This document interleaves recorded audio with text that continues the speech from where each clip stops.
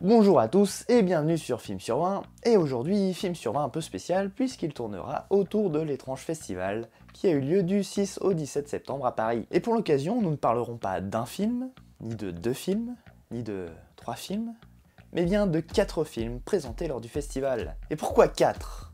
Et ben en fait j'ai pas trop eu le temps d'en voir d'autres.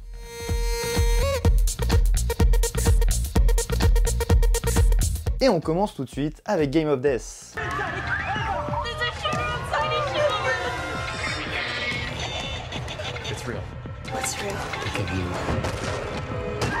Game of Death raconte comment 6 jeunes ados en train de faire les jeunes au bord d'une piscine, c'est-à-dire boire des bières, fumer des tarpés et autres cochonneries, se retrouvent piégés face au jeu de société, le fameux Game of Death. Ce jeu va les obliger à massacrer 24 personnes avant que la tête des 6 candidats n'explose. Petit film canadien réalisé avec pas grand chose, le film a toutefois pu bénéficier du savoir-faire des Blood Brothers aux effets spéciaux. Ces derniers étaient à l'œuvre sur Turbo Kid, petite Madeleine de Proust post-apo qui avait fait sensation lors du festival de Sundance en 2015. Vendu comme un croisement entre Jumanji, Battle Royale et les films de Larry Clark, le film veut également s'inspirer des codes du jeu vidéo, en témoigne ce très plaisant générique en 32 bits.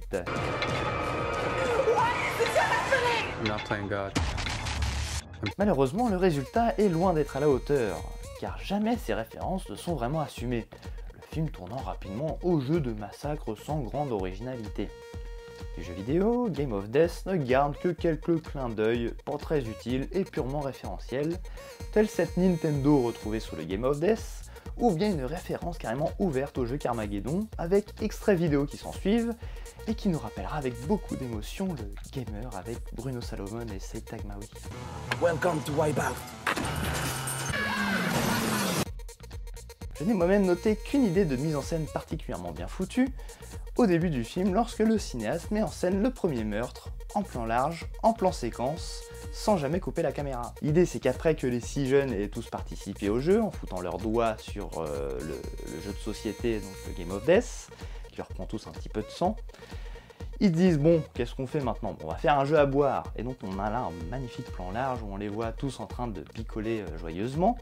Et au final, la caméra se rapproche au fur et à mesure de la scène quand on voit que l'un des 6 commence à se sentir un peu mal.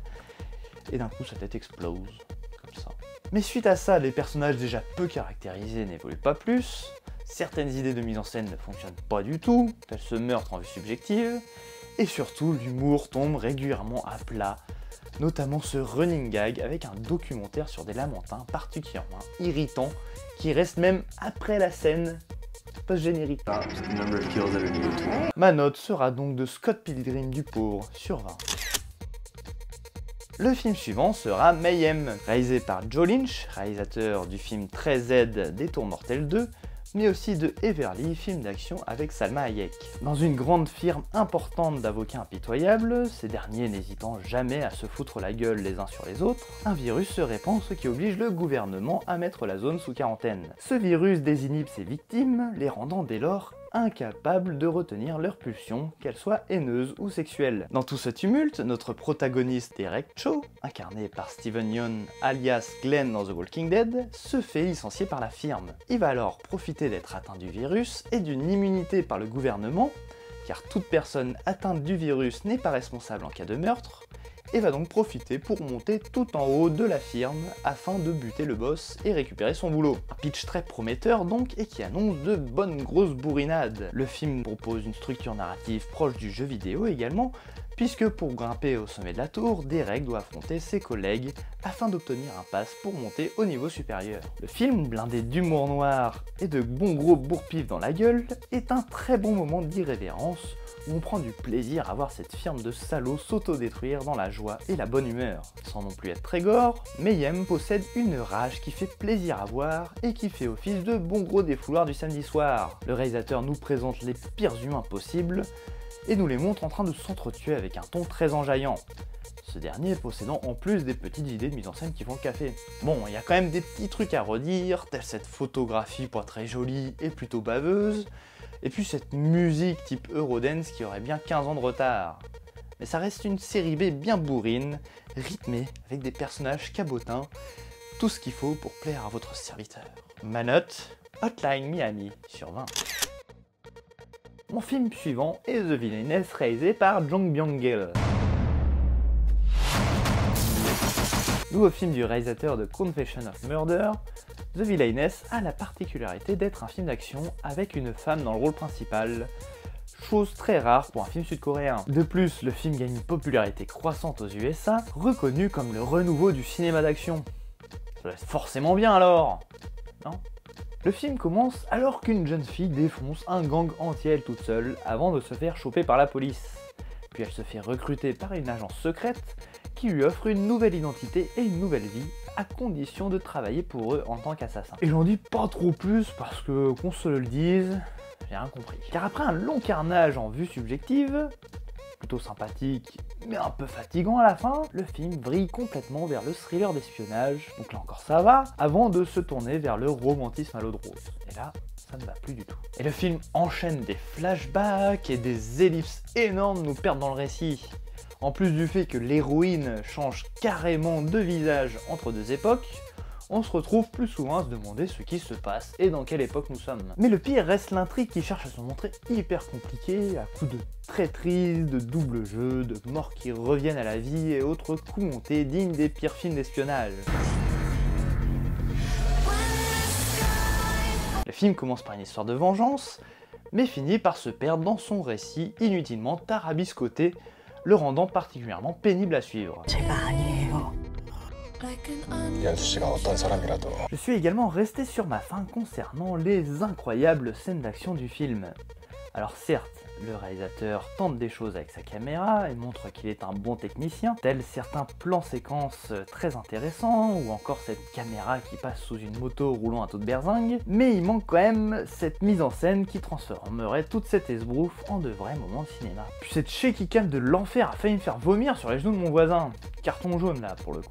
Pour conclure, on est bien loin du grand film d'action révolutionnaire qu'on est censé nous vendre, plus proche d'un mauvais remake de Nikita avec un montage particulièrement hasardeux et des tentatives très coréennes de faire dans le romantisme cucul à praline. Et en plus ce film est bien trop long. Ma note sera donc de...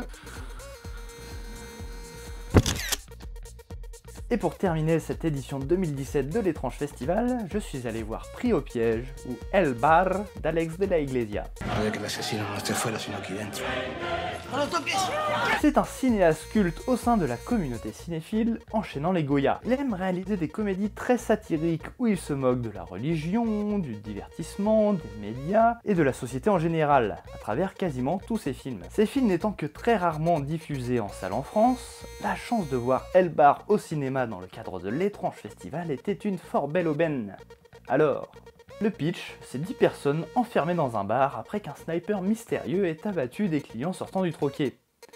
Et en fait, je vais pas en dire plus, parce que le film réserve pas mal de surprises. Car le réalisateur a l'intelligence de dévoiler ses cartes seulement au fur et à mesure que le récit progresse.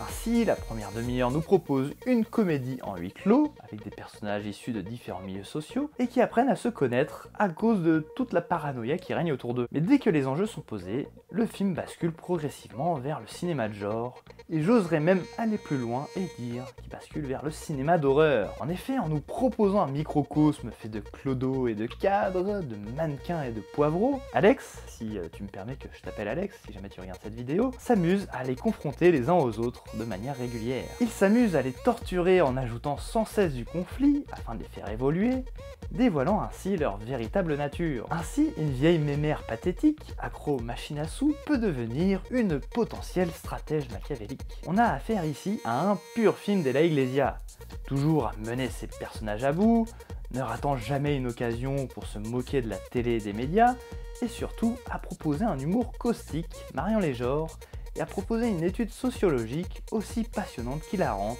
voire effrayante. Quand on voit à quel rythme notre cher cinéaste ibérique enchaîne les films, sachant que à peine El Bar sorti, il est déjà en train de bosser sur un autre projet, et ben ça fait plaisir de voir que notre cher Alex de Iglesia soit toujours aussi inspiré. Ma note sera donc de 10 Espagnols en colère sur 20.